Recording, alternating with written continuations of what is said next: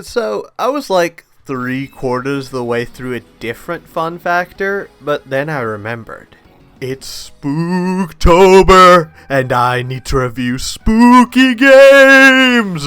So, I put the other review on hold and decided to do a review on a sorta, kinda, not really, but a little bit of a horror game. See, I would make a review on a horror game, but I got 10 minutes into one, found the first monster, audibly screamed, practically had a seizure, and then turned off the game.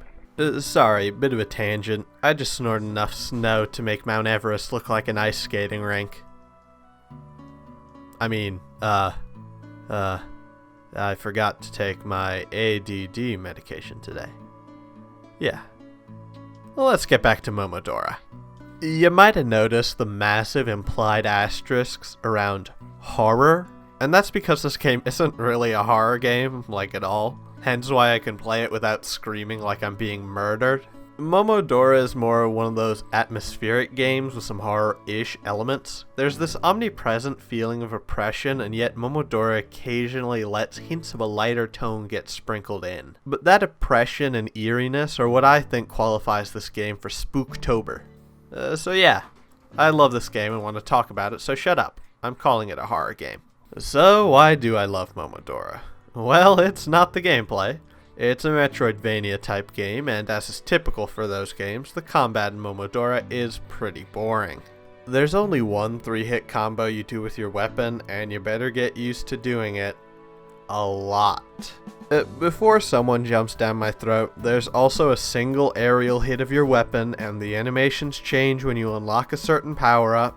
Yeah, you also have a bow, but it doesn't feel that great to use, at least for me.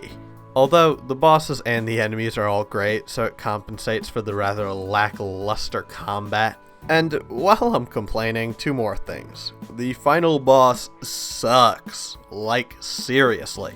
And the difficulty is weird. I played on hard and got dunked on usually, and then I played on normal and breezed through the game in like 2 hours. I recommend normal for your first playthrough and hard or insane if you want to replay it, which you should. Oh yeah, there's platforming too. It's good, I just suck at it, so I blocked out all my embarrassing deaths. And that basically sums up the core gameplay loop of Momodora. And it's a perfectly fine loop. I love the game. And anyways, the main draw of Momodora isn't really the gameplay. It's easier to show you.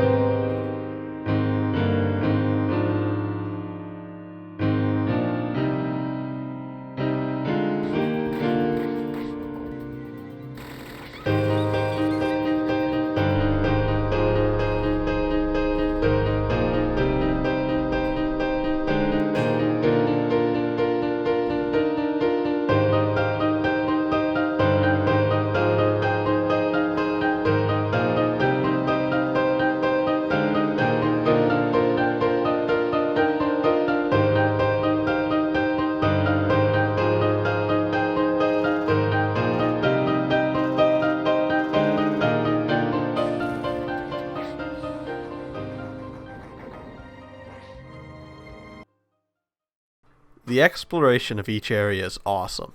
Secrets abound, there are plenty of power-ups, optional and otherwise, for you to find. Each area has its own tone and aesthetic, helped by the varied and amazing soundtrack, and as a Metroidvania, Momodora is absolutely top-notch. Just not as a fighting game. On my first playthrough though, I felt like the next big discovery was just around the next corner. It was awesome. See, Momodora is about the story. It's not about stringing Dante-level combos or riding in on your white horse to save the day. It's about exploring a dying world, seeing the people cope with it, or go insane, or lose hope, or something in between. There are very few happy endings in Momodora. Wait a second. Exploring a dying world, everyone going insane, atmosphere, simple combat? sounds familiar, but... Oh my god. This game is just like Dark Souls!